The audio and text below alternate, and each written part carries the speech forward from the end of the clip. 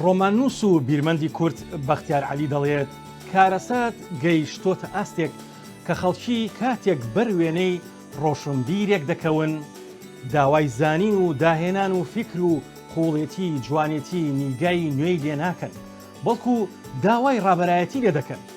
لە واشنگتن دیسیەوە سڵاوی ستافی زایڵی داهێنانتان لێبێت.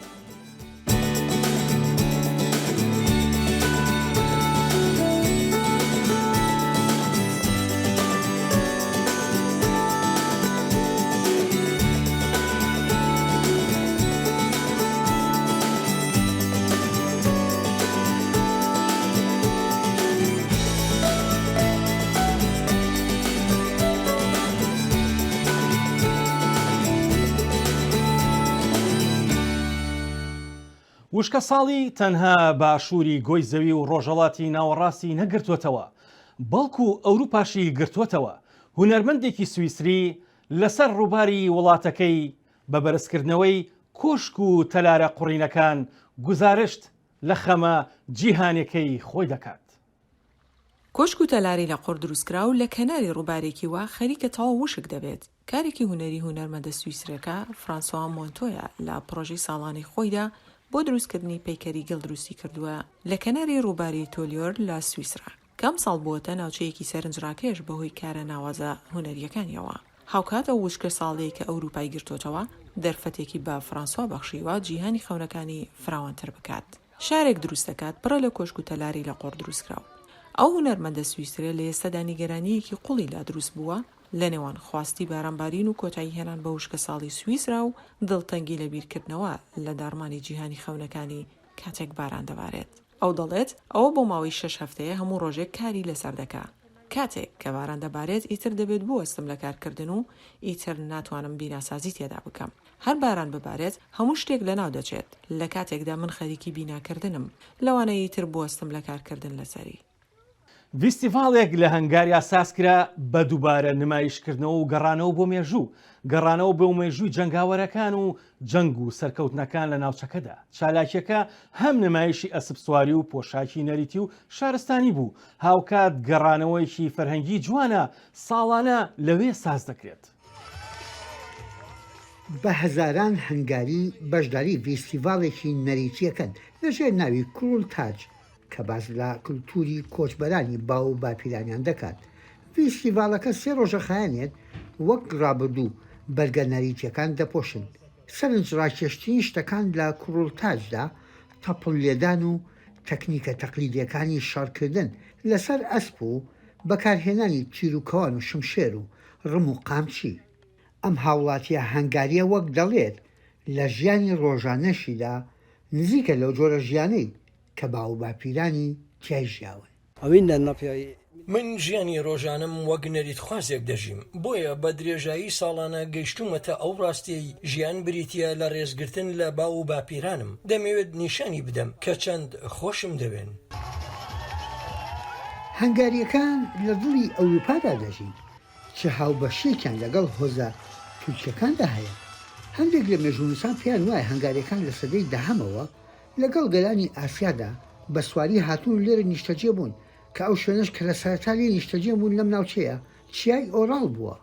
گەڕانەوە بۆ ئەو ڕابردووەش لای بەشداربووەکان ڕێزگرتنە لە مێژووی باو باپیرانیان. ڕێزگرتن لە نەریتەکانمان گرنگە. بەڕای من هیچ نەتەوەیەک بوونیان نامێنێت ئەگەر ڕێز لە ڕابردویان نەگرن. هەر کەسێکیش ئەوە بە هەند وەرنەگرێت بەڕای من نەفامە. فیستیڤالی کروڵتاج بۆ میوانەکان بە خۆڕاییە و پشتیوانی دارایش لەلایەن حکومەتی هەنگاریاوە ئەکرێت. فیستیڤالەکەش ئاوێنەیەکی هەڵوێستی سیاسی دیژە مۆدێرن و کۆنەپەرستانی حکومەتی ڕاستەوی هەنگاریاشە کە پشتگیری لەو بۆچوونە ئەکات کە ئەو وڵاتە بەشێک نییە لە شارستانی ئەوروپی بەڵکو سەر بە گروپی نەتەوەکانی چەمی ئۆراسیایە. من بە نەریتخوازەکان دەڵێم کە پاڵەوانی کۆتایی ئەم هەفتەیە بوون. بێگومان لە ماوەی ئەم هەفتەیەدا هەموو کەسەکان کاری خۆیان بە باشی بەڕێوە برد. فیستیڤالەکە تەنها هەنگاریەکان نەبوون بەڵکو میوانداری 27 وڵاتی ئاسیای ناوەڕاست و ئەنادۆڵ و قەفقاز و باڵکان کرابوو لەوانە تورکیا و قرغیزستان و کازاخستان و ئازەربایجان و بولگاریا و مەنگۆلیا. یەحیا بەرزنجی دەنگی ئەمریکا. هاوبەڕێوەبەری زانکۆیەکی جیهانیە لە زانکۆی ئۆتاوا لە کەنەدا پرۆفیسۆر و نووسەر و لێکۆڵەرەوەیە سەدان توێژینەوە و تاری زانستی لە گۆڤارەکانی جیهان و کەنەدادا نووسیوە ئەندامی زۆرێک لە زانکۆ و ناوەندە جیهانیەکانە پرۆفیسۆری زانستی تەکنۆلۆژیای کوانتەمە لە سێ شاکاری داهێناندا هاوبەشی کردووە خاوەنی چەندین خەڵات و ڕێزێنانی کەنەدی و جیهانیە ئێستاش پرۆفیسۆر ئیبراهیم کەریمی میوانی زایاڵی داهێنانە دکتۆر ئیبراهیم کەریمی بەخێربێ بۆ بەرنامەی زایاڵی داهێنانی دەنگی ئەمریکا سلام و ڕێزمێ لە خمەتانە زۆر سپاسان دەکەم زۆر سپاس هەڵبەت زۆر شاد بووینەوە پرۆفیسۆرێکی کورد لە جیهاندا دەبێتە ناوێکی پرشنگدار هەم وەک هاوسەرۆکی بەشێکی گرنگ لە زانکۆی ئۆتاوا نیکسۆس بینەرانی کورد تا مەزروی ئەوەن لە زمانی بەڕێستانەوە زیاتر لەسەر ئەو پۆستەی ئێوە شارەزا بن زۆر مەمنون کاکاسۆگیان واقعیتەکەیەوەیە کە نزیکی ئایسە یەک ساڵێکەوەیە کە زانکۆی ئۆتاوا تەسمیمی گرت کە نێکسوس ڕێخا نێکسوس فۆر کوانتم تەکنۆلۆژیز ئەند ساینس ڕێخا و مەبەستیشی لەو کارەوە بوو کە لە تەکنۆلۆژی کوانتۆمیە سریێر ڕێگای جدید بێتە بەرەوە و بتوانێت لە ناو مارکێتا بێت لە ناو مارکێتی کانەدا بێت و جەهانە بێت و ئەوەیش زۆر قەدیمیە لە زانکۆی ئۆتاوا قەدیمتر لە بەخشی فۆتۆنیکسا بووە کە کاریانە کرد و حتا زۆر یەک لە کۆمپانیای گەورەی ئەمریکای شماڵی لێرن و لە کەنەتان ئیسلاحەن نزیکی ئۆتاوایە و یەواش لە فۆتۆنیکسۆ ئیسە ڕۆین بە سەمتی کوانتم تەکنۆلۆژی و کوانتم تەکنۆلۆژی ئیسلاحەنەوە بە ساینسی جدید و تەکنۆلۆژی جدید بۆ 20 ساڵی ئایندە 30 ساڵی ئایندە و زۆر شت لەویا ئەوەزەکە بەڵێ کاک دکتۆر هەڵبەت زۆر گرنگە بەلامانەوە گرنگی و باەخی زانکۆی ئۆتاوانیکسەس و بەتایبەتیش بەشی تەکنۆلۆژیای کوانتەم و تۆژینەوەکان لەسەر شەپۆلەکانی کوانتەم بۆ بینەران زیاتر ڕوونکەنەوە کە ئەمە شتێکی نامۆیە زیاتر بۆ کورد مەمنون کاکاسۆب واقعیتەکەی شەپۆلی کوانتۆمی کاری خۆمە و کارهایەکە کە خۆم ئەنجامیام ولی لە مۆردی زانکۆی ئۆتاواگە قسەکەم بە ئەم نێکسوزە کە کەوتت ڕێگا و لە من و یەکی لە هاوکارەکان داوایان کرد کە لیدی کە ئیسلاحەن بین بە کۆدایرکتۆریەوە زۆر باسترە لەو محەوەتی فقط شەپۆلی کوانتۆمیان نییە لە مێدیکال ساینس و ئیگرێ تا ئەگەی حتا بە پۆلیتیکال ساینس و ئیسلاحەن کۆڕەکەی یا مرکزەکەی ئیسلاحەن لە دەوری کوانتم تەکنۆلۆژیای هەیە و ساینسە کە لە ئینجینیرینگۆ گریە ئەگەی بە ساینس ئەگەی و دوای ئەوە ماتماتیکس و کمیستری ومانە و وەختێکە گەی بە کاربوود ئەچێت ناو ئینجینیرینگ و حتا مێدیکال ساینس و دێت لە مخابراتی کوانتۆمیە دەست پێکریە ئەگەی بە کوانتۆم کامپیوتەرەکان کە مطمئنەوە زۆر لە مۆردیانە بیستانە کە گوگل و IBM و سێ چواردانە کۆمپانی تر هەیەە تا ئەگەی بە ئیمێجینگ کە ئیسلاحەن سنسینگ حەساوەکریە کە چۆنێ وەتوانن لە تەکنۆلۆژی کوانتۆمی استفادەکەن و شتێک بتوانن ئەکس بەرداری لێکەن یا بیبینن یا دتێکتیکەن ئیسلاحەن زۆر دەقیقتر لە هەچی تەکنۆلۆژیکە لە حاڵی حاضرە لە دنیا وجودی هەیە و لە کناری ئەوەیش ئەگە تەماشایکەین لە کناریەوە مەسەلەن خۆ کامپیوتەری کوانتۆمی هەیە مخابراتی کوانتۆمی هەیە کە هیچ کەس ناتوانێت ئیسلاحەن حەقیقە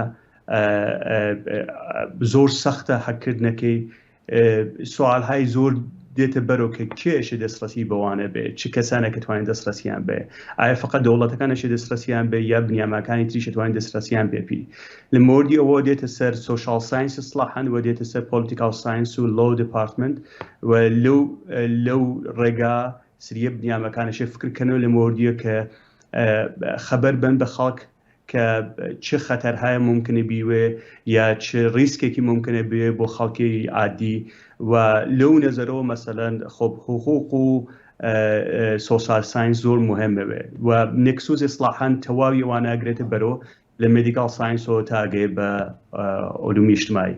بڵێ بە دڵنیاییەوە زۆر سپاس بۆ ئەو کاتەی پێت بەخشین لە زانکۆی ئۆتاواوە دکتۆر ئیبراهیم کەریمی بۆ زایاڵی داهێنانی دەنگی ئەمریکا هەربژین. بە قوربانم مەمنون ئیشەڵڵا کە ڕۆژێکی خۆشتان بێ ئیشەڵڵا هەمیشە ساخ و سلامەت بن و بینەرەکانی وە ساخ و سلامەت بن. هەربژین جێی شانازین.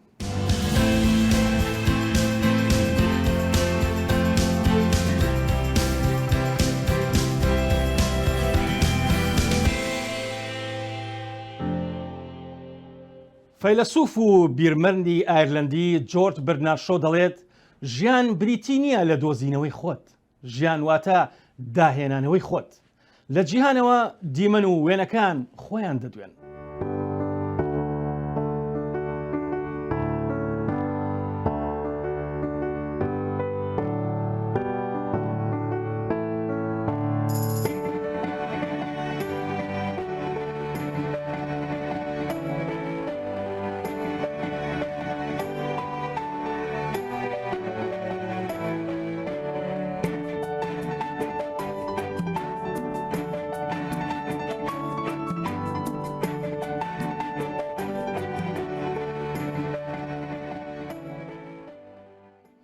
ئەندرۆبێڵ خەڵکی ویلایەتی جۆرجیا لە ئەمریکا، بەڵام ئێستا لە ڕواندوزە لە هەرێمی کوردستان دەژی. ئەو دارتاش و کارامەیەکی بواری دروستکردنی بابەتە ناوەزەکانە لەدار وەک ئۆتۆمبیل و چەندین شتی دیکە. ئەو بە هیوایەکی گەورەوە لە کوردستان دەژی و خۆشەویستی نێو هاوڵاتیانی ئەو شارەشە. داچینە لای دارتاشەیەک کە لە ویلایەتی جۆرجیای ئەمریکاوە بۆ ئیشکردن خۆی گەیاندۆتە قەزای ڕەواندۆز.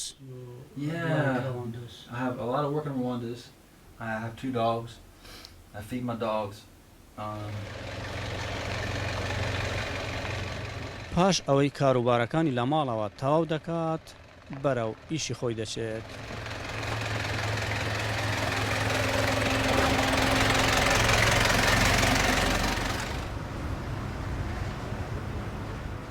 دوکانێکی تاڕادەیەک گەورەی لەناو بازاری ڕواندۆز کردوتەوە و ڕۆژانە کاری دارتاشی تێیدا دەکات.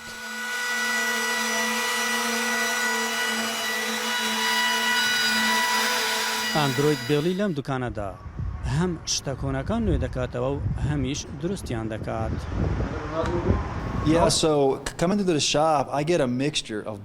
کاتێک دێم بۆ دوکانەکەم هەردوو جۆری ئیشەکەم هەن. هەندێک خەڵک کاری تایبەتیان دەوێت وەک مێزی تایبەت یان تەختی نووسن. هەندێکیشیان چاکردنەوە و نۆژەنکردنەوەی شتە کۆنەکانیان دەوێت وەک دەرگا یان مێزی نان خواردن یان هەر شتێکی تر بێت. جا هەردوو جۆرەکە هەن و پێشم خۆشن.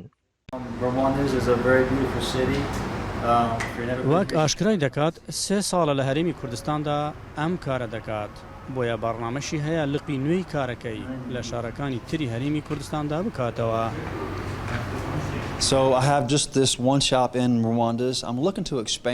ئێستا هەر ئەم دوکانم هەیە لە ڕەواندوز. پلانیشم هەیە هەندێک دوکانی بچووکتر بکەمەوە لە سۆران، بەڵام ئەمانە هێشتا پلان و شوێنە سەرێکیەکەم ئێرەیە. کریارم زۆرن لە هەولێر و لە سۆران و ڕەواندز و هەروەها چۆمان. جا ئێرە شوێنە سەرێکیەکەمە و بۆ شوێنی تریش دەگەڕێم تا کاری تێدا بکەم. جگە لە کڕیارە کوردەکانی ئەندروید، هاوڵاتیانی هۆڵندی و ئەمریکایی و وڵاتانی تریش سەردانیان دەکرد و داوای دروستکردنی کەرەستەی جیاجای دارتاشیان لێ دەکرد.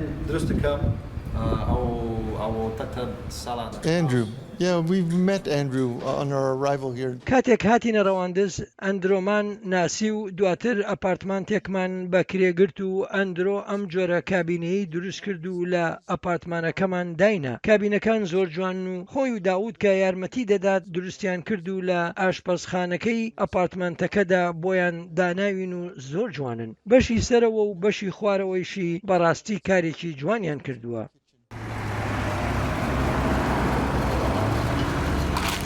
ئەمە ئەو ئۆتۆمبیلەیە دوای ئەوەی لە کار دەکەوێت ئەندروید بێڵی کاری تێدا دەکات و بەدار دروستی دەکاتەوە. بۆیە خەڵکی و گەشتیاران بەردەوام وێنە لەگەڵ ئەم ئۆتۆمبیلە دەگرن و خاوەنەکەیشی سوودی لێوە دەبینێت بۆ کاروبارەکانی. ڕۆژانە پێچم و پێ دێم پێچمە بازار و پێ دێمەوە ئیشی دوکانی خۆ پێ جێبەجێکەم و وەڵڵای خەڵک بە ئەم پێیان جوانە و گەشتیار ڕۆژانە دێن لێ ڕاگر سەی دەکەن و پرسمی دەگەرەگرن و کاتێک ئاندروید لە کارەکەی تەواو دەبێت دەچێتە لای هاوڕێکانی لە چایخانە و شوێنە گشتیەکانی ڕەواندۆز بۆ بەسەربردننی کاتەکانی ئیشی نەجاریە کرد ماری یاکۆیان بوو دووسێ ئیشی بۆ کردم پارەشی وەرناگرت ئیشێکی بە جوانەکە فێرە کوردی بووە دەگە خەڵکی تێکەڵاوە کوڕێک زۆر باشە خەڵک خۆی شێوێ ئیشەکە چێ بوو ناجا پارێکێکی کەم وەرەگری وەرناگری جا ئەوەل جار بوو تعرفم لەگە کرد بشارێکی بە هەدیە دامی ئەمیش گوتمەوە چیە گوتی هەدیە بیبە بێ پارێزان ئەدا بەنسبەتەوەی ئەوە بەس کوڕە زۆر باشە شەو ڕۆژ لە بازاری بی کەس عێلاقی پێدانە دەگە خەڵک تێکەڵاوە بەزە ماڵی خەڵکی ناخوا خازی خەڵچەگری هەموو شتێکێکە ئاندروید بێڵی بە جۆرێک تێکەڵی کەش و هەوای ڕواندز بووە نایەوێت دەستبەرداری ئەم ناوچەیە بێت بۆیە ڕۆژ لە دوای ڕۆژ کارەکەی بەرفراوانتر دەکات. ئەحمەد زێباری دەنگی ئەمریکا قازای ڕواندز. لوسی لە کاتی پەتاکەدا کارەکەی لە دەستدا و هەروەها تووشی کێشەیەکی تەندروستی بوو کە وەک نەخۆشی دەرونی وایە بەڵام هەرگیز وازی نەهێنا و ئێستا سەرقاڵی کاری هونەریە لە نیویۆرک لە پارکەکەی واشنگتن لە تایمسکوێری نیویۆرک وێنە دەکێشێت و دەیفرۆشێت. لوسی لە ڕێگەی ڕنگ و تابلۆکانیەوە ڕۆح و دەرونی ئاسوودە بووە. ڕونشتنەکە نیویۆرکی ئەو یەک ساڵە لە پارکە واشنگتن سکوێری هەم هونەرێکی دکە و هەمژی دەفرۆشە. ناوی وێ لوسیە و لوسی ساڵە پار بێکار دێمینە و دە هەمان دەمێدەژی هەند پرسکرێکێن وێن تەندروستیە یەن دەرونی دەردیکەون هۆلێ ئەو ژی بریار دەدەک و لە هەمبەر وان پرسکرێکان بە هونەرێرا سەری دەرکەوە. ساڵا پار ez ji kar dûr ketim ji ber ku kardarê min li hember min qet baş nebû başî min dît ku nexweşiyeke min ya derûnî jî heye jê re dibêjin psychosis nexweşiyeke pir dijwar e mirov nizane çi bike min li malê hewl da ku tiştên min dilşad dike bikim min dît ku xezkirin û boyaxkirin min herê zêde dilşad dike. لوسی bi taybetî jî ji bo tenduristiya xwe têvir û her wiha bêkar e jî ew her roj heta êvarê hez nake li malê rûnê û tiştekî neke lê li vir berhemên xwe difroşe û ji bo dihata xwe xebatekî dike her wiha bi vî awayî hunera xwe jî pêşkêş dike. Hunera min pir rengîn û estetîk e ez bi xwe rengan pir hez dikim û reng min pir dilşad dikin dema ku ez zarok jî bûm leystokên rengîn bala min pirtir dikişan. لوسی di nehsaliya xwe da dest bi xêzkirinê dike lê heta sala par jî huner wek hobiyekî bikaranîye lê niha zêdetir hunerê çê dike û wiha jî behsa hêza hunerê dike. Hêza hunerê ji hiş û ramanên mirov tê çi serê te re derbas bû tu çawa hez dikî an ku xwe pêşkêşkirin e her wiha hunermendek ji hunermendekî din baştir nîne di navbera hunermendan de pêşbazî tune ye. Hêjeyê balêyek û hêza hunerê careke din xwe diyar dike. Divê çîroka Lûsî îlhamek bide mirovên ku di nav dijwariyê da derbas dibin. Ji ber ku Lûsî bi hunera xwe re him dihata mala xwe dike û him jî rewşa tendurustiya xwe baştir dike. Sinan Tunçdemir dengê Amerîka New York. یانەی سیاچەمانە یانەیەکی کولتوری و فەرهەنگی هەورامیەکانە گرنگی بە ئەدەب و فەرهەنگی کوردی سەرجەم زاراوەکان دەدات و بۆتە ناوەندێک بۆ گفتوگۆکردنی بەرهەمی نووسەران و بابەتە کولتوری و ئەدەبی و شارستانیەکان. ڕێکخراوی کەلتوری یانەی سیاچەمانەیە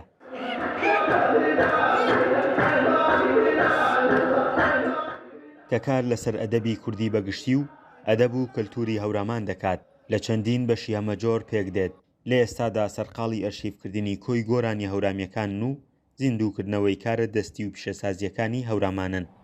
کارچالاکیانی کە ئێمە ئەیکەین بەشی هونەرە کەلتورە ئەدەبیاتە و فەرهەنگە ئێستا حاڵی حاضر بە بەرچاوی بەڕێستان ڕوون و معلومەکە لە حەوشەی سیاچەمانە کۆڕێکی ئەدەبیە لە ناساندنی کتێبێکە کە ئێمە خۆمان بە خزمەتکاری هەموو چین توێژەکانە ناسێنین و ئەو ناوەش کە هەڵمان بژاردووە تەنها ناوێکی هەورامانەیە ئینا ئیشەکەی ئێمە بۆ هەڵەبجە و هەورامان و هەڵەبجە هەورامانە بە تایبەتی چون هەڵەبجە شوێنێکە کە پێکەوەژیان لە هەڵەبجەیە بەرجەستە کراوە ئێمە خزمانی کاکەیی بڵین سۆرانی ئیتر سۆرانەکانیش کە برا سۆرانەکانمان بەش بن بەسەر ناوچەکانی نەورۆڵی و شەمێرانەی و جاف و ئەوانەیە ئێمە بە یەک چاو سێری هەمویانەکەین و بە یەک چاو خزمەتەکەین. لە ناو ڕێکخراوەکەدا مانگانە و هەفتانە نووسەران بەبێ جیاوازی شێوەزار کۆ دەبنەوە بابەتەکانی خۆیان لە ناو بینای ڕێکخراوەکە و لە چوارچێوەی کارەکانیدا گفتوگۆ دەکەن کە نووسەرانی کتێب و ڕۆمان و بەرهەمە شعریەکان خۆیان ئامادە دەبن. ئەم ناوەندانە زۆر گرنگە ئەگەر من ئێرە نەبوایە ئەم دیوانم هەڵبەتە کەسانێکی وەکو هەڵەبجە نیان ئەزانی نیان ئەناسی کەواتە ئەم ناوەندە شوێنێکە ئەتوانم بڵم سمبولی ڕۆشنبیریە یعنی ئەگەر ناوەندی ئاوا هیوادارم بە دوای سیاچەمانێ ناوەندی تریش دروست بێ و ئیشەڵا هەمیشە خۆی شاری هەڵەبجە شارێکی پڕ ڕۆشنبیری و شاری شاعیران و هونەرمەندانە جا پێویستی بە لەم ڕێکخراوە زۆر هەیە.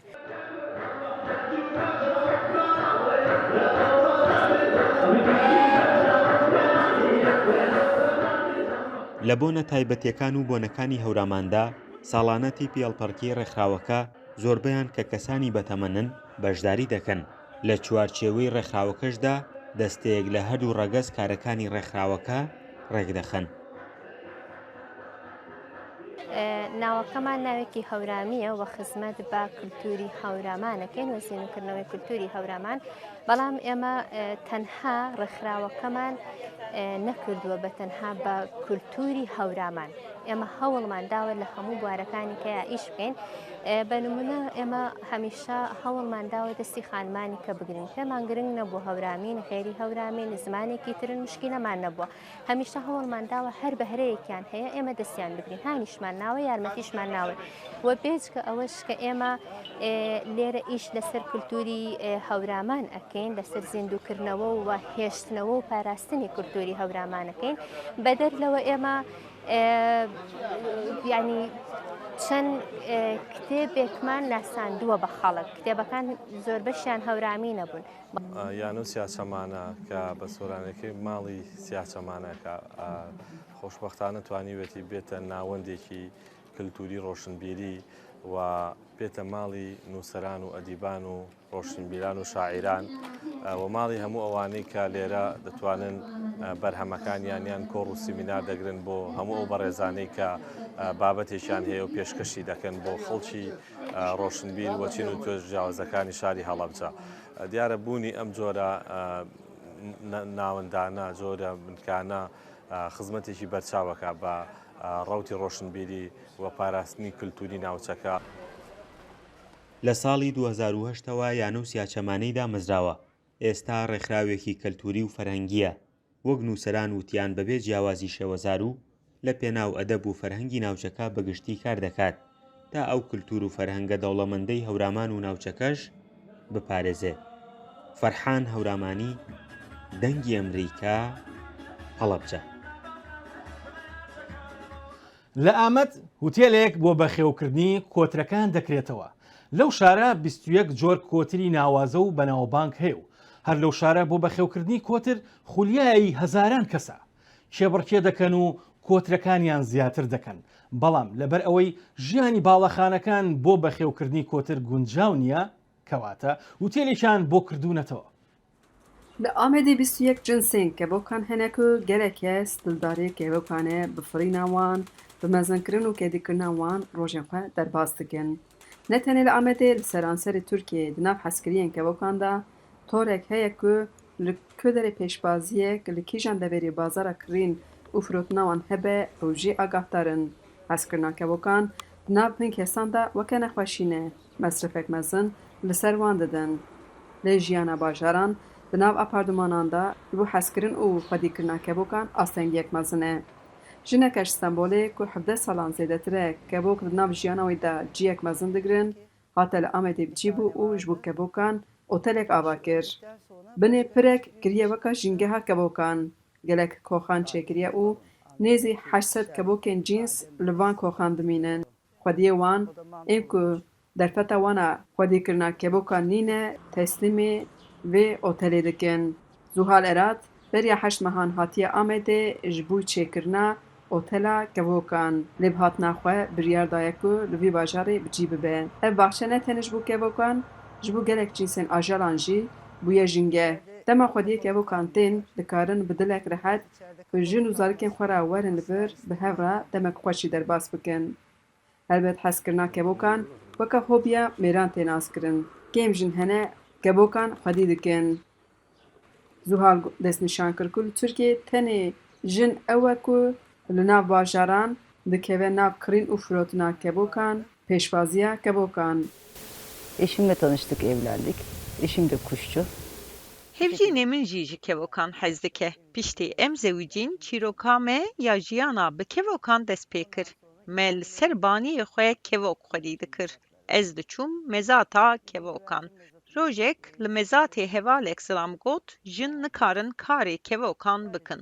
Min got em ê bibînin ka jin çawa dikarin û li ser gotina wî min mezadeke cuda ya bi navê komela xwişka çûkbaz darxist û 17 salin ez vî karê dikim. Wê dazanîn li Tirkiyê tenê Amed xwediyê cins û cûreyên zêde yên kevokan e ku pêdivî heye dewlemendiya Amedê ya bi vî warê de jî ji cîhanê re vê naskirin. Buraya geldim işte en son gelmemde İstanbul'a. Dema ku salek berê ez ji Amedê vegeriyam İstanbulê lêgerîna min ya bo vekirina oteleke zêde bû. Rojek min li ser internetê erseyek bo kirêyê dît. Lê ez jê hay nebûm ku ew li Diyarbekir bû. Min pirs kir û hinek fikirîm û min biryara xwe da. Bi lez û bez vegeriyam Amedê. Min cih dît, eciband û kirê kir. Diyarbekir ji bo wê bajarek pir xweş e û dixwaze êdî li vir bimîne. û dibêje însaniyeta ku li rojavayê Tirkiyeyê nemaye li Amedê zindiye û tenê bajarek heye dikare lê bijî ew jî Amedê. Xecî Can Farqîn, Dengê Amerîka, Diyarbekir. Kanat çırpıyorlar. بیرمەند و ڕۆماننووسی فەڕەنسی ئەلبەرت کامۆ دەڵێت بەبێ کولتور و ئەو ئازادیە ڕێژەیەی کە دەیگرێتەوە کۆمەلگا هەرچەند نمونەیش بێت بەبێ ئەوانە دەبێتە جەنگەڵ. هەر لەبەر ئەمەشە هەر داهێنانێکی ڕەسەن دەبێتە دیاری بۆ داهاتوو تا زایەڵێکی دیکە و داهێنان و جوانێکی دیکەی جیهان ماڵەوە.